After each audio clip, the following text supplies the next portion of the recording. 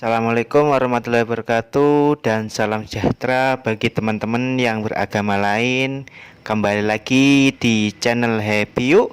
Kali ini kita akan membahas tentang kebijakan perencanaan kebutuhan P3K. Oke, langsung saja kita masuk ke pembahasannya. Yang pertama ini untuk P3K-nya itu ada tiga tahapan atau tiga yang akan kita jelaskan. Yang pertama latar belakang, yang kedua penetapan kebutuhan P3K, dan yang ketiga jabatan P3K. Oke, langsung saja ke latar belakangnya. Yang pertama landasan hukum. Landasan hukumnya ini ada 5. Yang pertama UU nomor 5 tahun 2014 tentang aparatur sipil negara. Yang kedua PP nomor 49 tahun 2018 tentang manajemen P3K. Yang ketiga PP nomor 17 tahun 2020 tentang perubahan atas PP 11 tahun 2017 tentang manajemen PNS. Yang keempat Perka BKN nomor 19 tahun 2011 tentang pedoman umum penyusunan kebutuhan PNS. Dan yang terakhir Perpres nomor 38 tahun 2020 tentang jenis jabatan yang dapat diisi oleh P3K. Ini landasan hukumnya. Bisa kalian baca, teman-teman baca untuk di internet, banyak, bisa langsung diketik undang-undangnya, di situ banyak penjelasannya. Oke, lanjut. Undang-Undang nomor 5 tahun 2014 itu ini isinya adalah mewujudkan aparatur sipil negara yang memiliki integrasi profesional melayani dan sejahtera. Untuk misinya memindahkan aparatur sipil negara dari comfort zone ke competitive zone. Ini visi misinya di Undang-Undang nomor 5 tahun 2014. Selanjutnya prinsip dasar UU ASN. Yang di sini pembelakuan sistem merit dalam kebijakan manajemen ASN. Yang pertama, seleksi dan promosi secara adil dan kompetitif. Yang kedua, penerapan prinsip fairness. Yang ketiga, penggajian, reward dan punishment berbasis kinerja. Yang keempat, standar integrasi dan perilaku untuk kepentingan publik.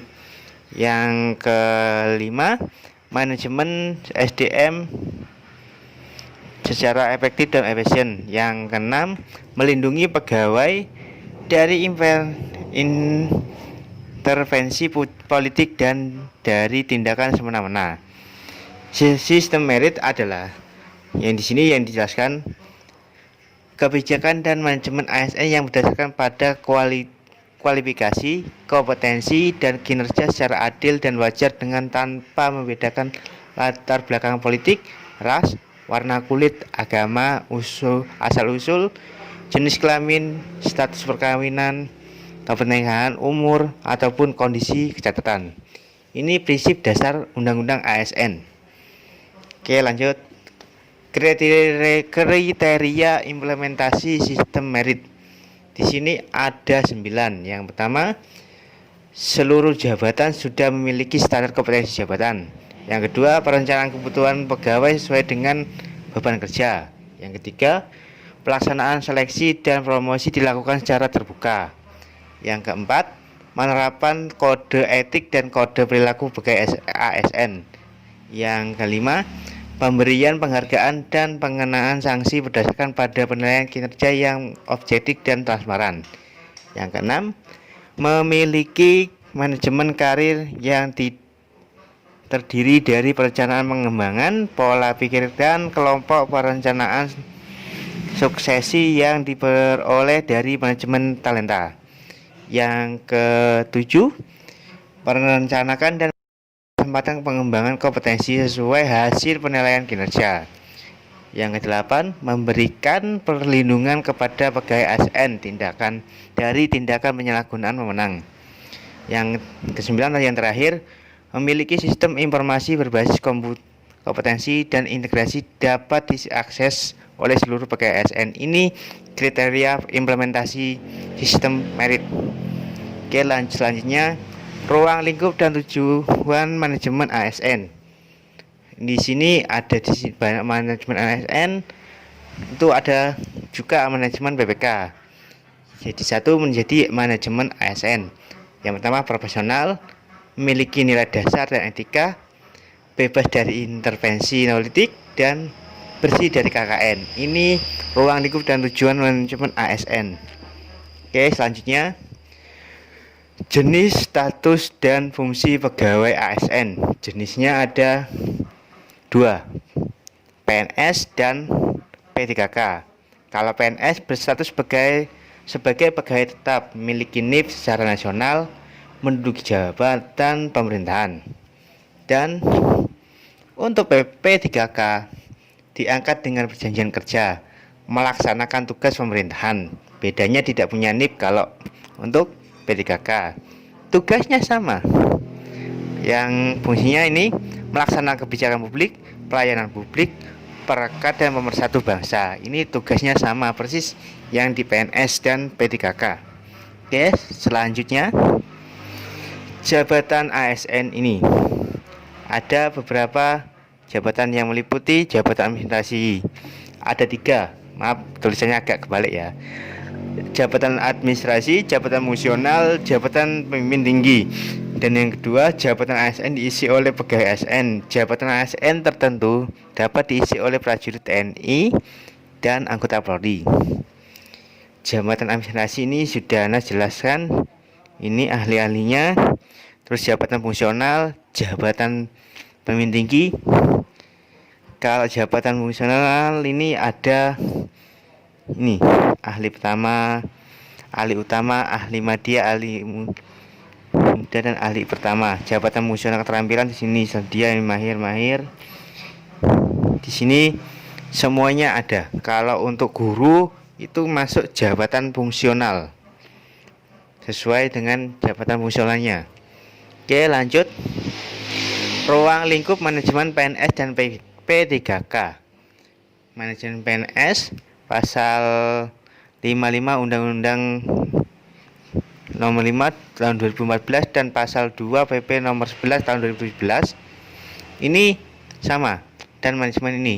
Cuma manajemen di PNS itu lebih banyak daripada di P3K. Kalau PNS ada penyusunan, penetapan dan kebutuhan, pengadaan, pengangkatan jabatan, pengembangan karir, pola karir, promosi, mutasi, penilaian kerja, dan sebagainya. Untuk P3K cuma sedikit, penetapan kebutuhan, pengadaan, penilaian kerja, penggajian dan tunjangan, pengembangan kompetensi, pemberian penghargaan, disiplin, pemutusan hubungan kerja, dan perlindungan.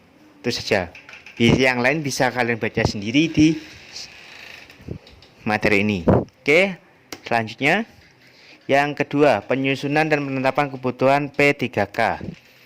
Perencanaan SDM, suatu proses yang sistematis dan strategis untuk memprediksi kondisi jumlah SDM, jenis kualifikasi,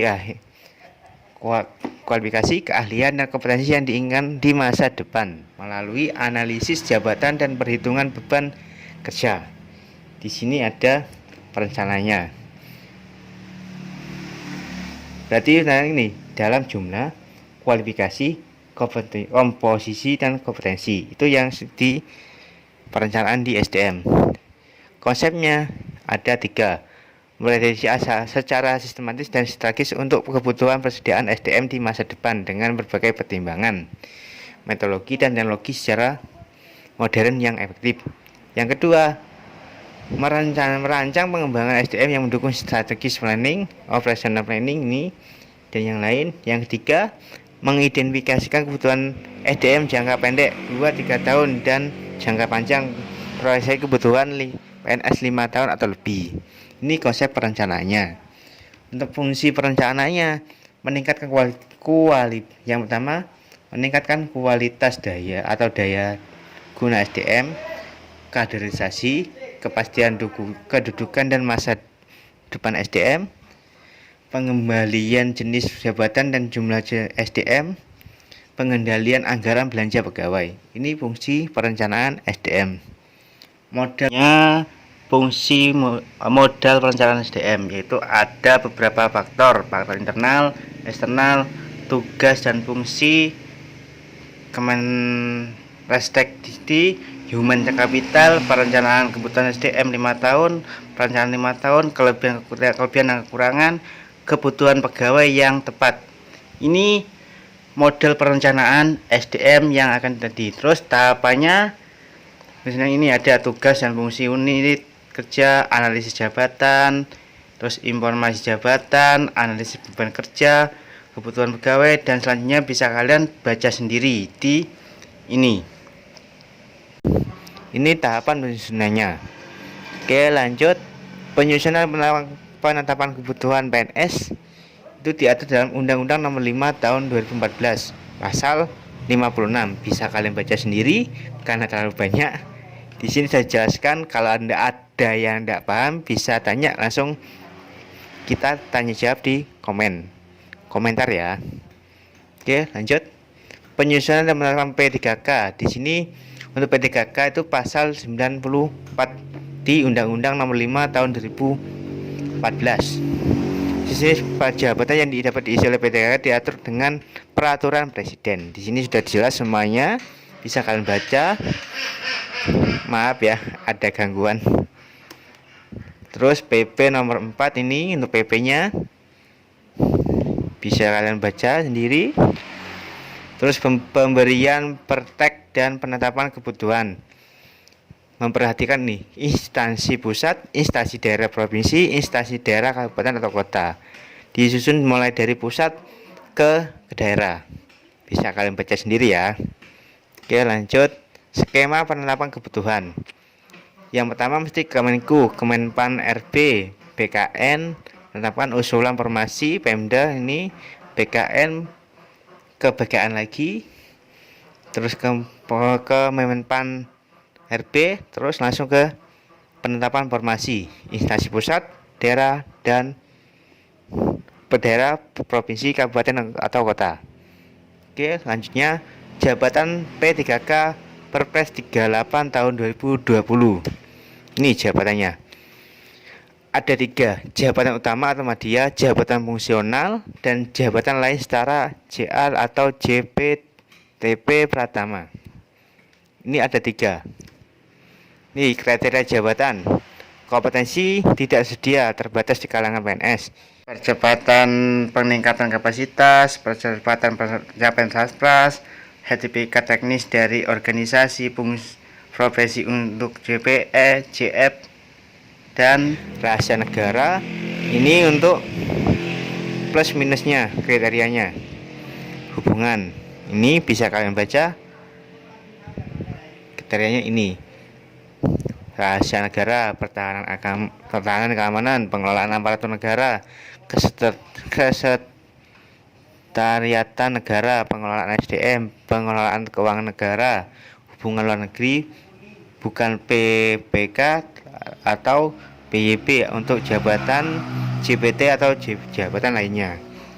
Ini penjelasannya dari saya untuk tadi perencanaan kebutuhan P3K yang akan dilaksanakan tahun 2021 depan ini.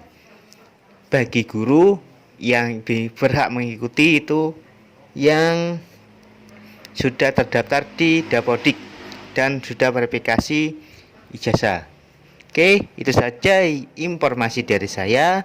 Jangan lupa subscribe dan komen, dan juga sebarkan video ini ke teman-teman kalian semua. Oke, saya Assalamualaikum warahmatullahi wabarakatuh.